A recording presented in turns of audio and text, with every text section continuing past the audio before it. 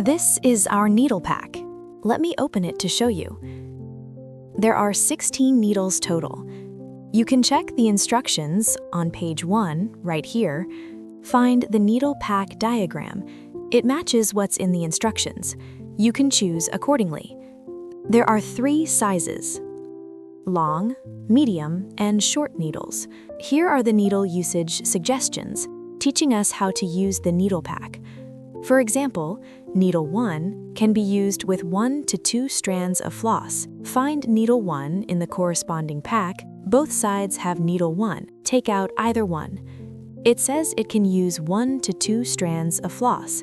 So pull out 2 strands and thread the needle. If threading needle 1 is difficult, you can use one of the small tools, the needle threader, to help with threading. This is needle 1 demonstration. Now let's look at needle 2. It says to use 3 to 4 strands of floss. Find it in the needle pack, the corresponding needle.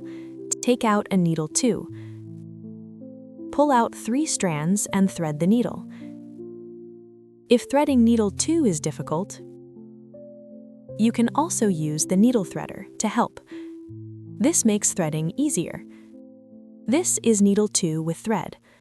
Now let's look at the largest, needle 3. The suggestion is 5 to 6 strands of floss. Find needle 3 in the corresponding pack. You can see needle 3's eye is much larger than the other 2 sizes. We can use it to thread 6 strands. It threads very easily. During embroidery, if using needles 1 and 2 isn't convenient for threading, you can use needle 3 directly, no matter which size needle you use, as long as it's convenient.